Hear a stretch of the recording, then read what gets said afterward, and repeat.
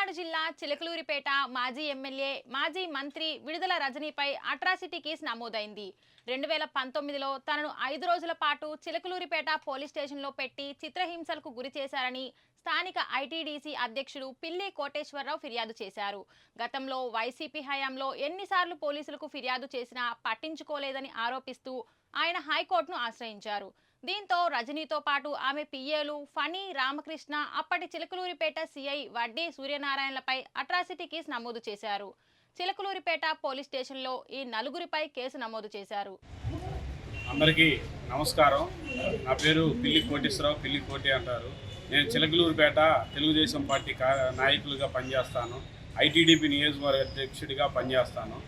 ఆ రోజున గత గవర్నమెంట్ వైసీపీ గవర్నమెంట్ విధానాలని ప్రశ్నించినందుకు, సోషల్ మీడియాలో పోస్టులు పెట్టినందుకు గాను నేను తెలుగుదేశం పార్టీలో యాక్టివ్గా పనిచేస్తానని విడుదల రజని ఒక కక్షపూర్తంగా కక్ష తీర్చుకునే విధంగా నన్ను అక్రమ కేసులు గురి చేసి అక్రమంగా 5 రోజులు నిర్బంధించి విశిక్షణారహితంగా కొట్టి, ఆ కొట్టినది వీడియో కాల్లో సిఐ సూర్యనారాయణ విడుదల రజనీకి చూపించారు. ఆ రోజు ఎమ్మెల్యే, తర్వాత మంత్రి అయింది, ఇప్పుడు మాజీ మంత్రి అయింది.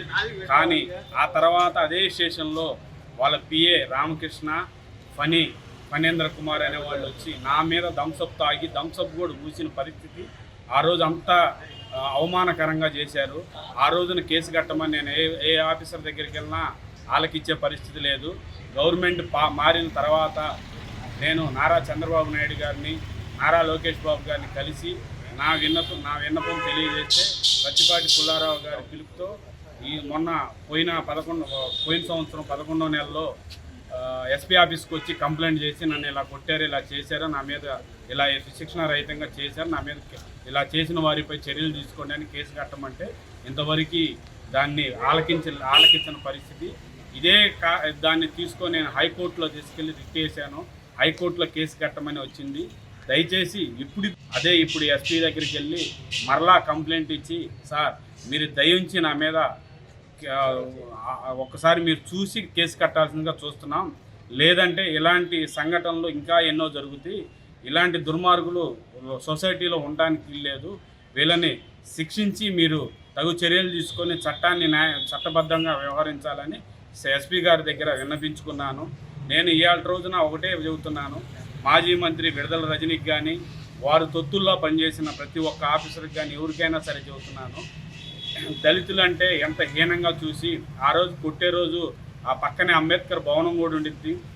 ఆ అంబేద్కర్ భవనంలో దళితులు కమిటీ కూడా వేస్తున్నారు. నా కేకలు కూడా అక్కడ వినబడ్డాయి.